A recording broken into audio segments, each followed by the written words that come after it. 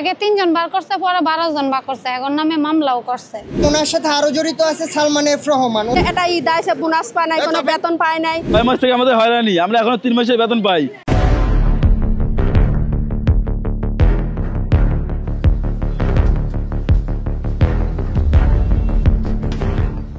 দাঁড়াইছি, আমরা মনে করেন যে আমাদের 3 মাস ধরে আমাদের বেতন দেয় না। আমরা কষ্ট করে রোজার ভিতরে আমরা ডিউটি করেছি। মনে করেন যে এটা ঈদ আইছে, বোনাস পায় নাই, কোনো বেতন পায় নাই। তারপরে মনে করেন যে কোনো বাজার সদাই, কোনো সেমাই সেনি ছেলে মেয়ের পোশাক আশাক কিছুই কিনতে পারি না। 6 মাস থেকে আমাদের হয়রানি, আমরা এখনো 3 মাসের বেতন পাই। কেউ কেউ আছে ঈদের বোনাসও পায়।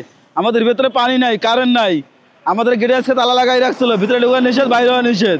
আবার আমাদের জেনারেটর লাইন কাটিয়ে রাখছে। আমাদের ভাই কষ্টের কোনো শেষ নেই, আমাদের দেখার কেউ নাই। আমরা দাঁড়াইছি স্যার, আমগর 3 মাস ধরে বেতন দেয় না। আমগর 12 জন লোক বার করে দিছে। আগে 3 জন বার করছে, পরে 12 জন বার করছে, এখন নামে মামলাও করছে। 10 তারিখে আমাদের বলছে যে বেতন দেওয়া হইব 20 তারিখে।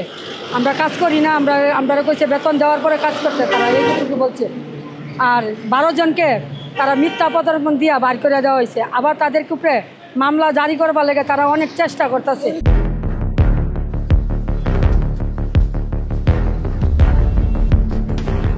সমস্ত ফান্ডের টাকা শ্রমিকদেরকে বুঝিয়ে দেওয়া হবে। সে চুক্তিনামা ভঙ্গ করছে মিয়া মামুন, এবং এই টাকা চাইতে গেলে নানানভাবে অপমান অপদস্থ এবং নানান ধরনের হুমকি দেয় উনি আমাদেরকে।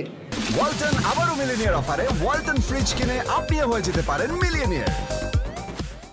এবং আমাদের 2 মাসের বেতন উনি আত্মসাৎ করছে, এবং ওনার পিছনে আরও কিছু লোকজন জড়িত আছে।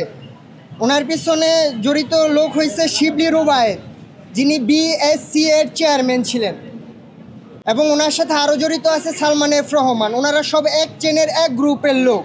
এবং মার্চ মাসে সিকিউরিটি এক্সচেঞ্জ কমিশন, ওইখানে আমাদের ম্যানেজমেন্ট একটা প্রতিবেদন উল্লেখ করছে, যেখানে লেখা যে আমাদের মার্চ মাসে শ্রমিকের সকল বেতন পাওনাদি বুঝাই দিচ্ছে।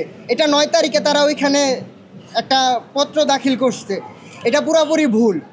এরপরে রোজার মাস গেছে, পুরাটা রোজা আমাদেরকে কোনো পানি বিদ্যুৎ কোনো কিছু দেয়নি। সেহরির সময়, ইফতারির সময় উপরে কোয়ার্টার আছে আমাদের, কোয়ার্টারের শ্রমিকরা কোনো পানি পায় নাই, কোনো বিদ্যুৎ পায় নাই। এবং কি বেতন চাইতে গেলে, প্রভিডেন্ট ফান্ডের টাকা চাইতে গেলে তারা নানানবিধ হুমকি দেখায়। পুলিশ প্রশাসন নিয়ে হুমকি দেখায়, বিভিন্ন বড় বড় উপদস্থ কর্মকর্তা আছে যাদের নিয়ে হুমকি দেখায়, বিভিন্ন নেতা খেতা দিয়ে বিভিন্ন ধরনের হুমকি দেখায় শ্রমিকদেরকে, যাদের তাদের পাওনা দিয়ে দিবে না। এরপরে গতকালকে তারা ফ্যাক্টরিতে তালা মারছে, আজকে সকালেও তালা মারছে। জিএম কিছুক্ষণ পর ফোন দেয়, তাদের কিছু নিজস্ব লোক আছে ফ্যাক্টরির ভিতরে, যাদের দিয়ে শ্রমিকদের ভয়ভীতি দেখায়, ফ্যাক্টরিতে তালা মেরে দিবে, বিভিন্ন ধরনের হয়রানি করবে, অনেক কিছু।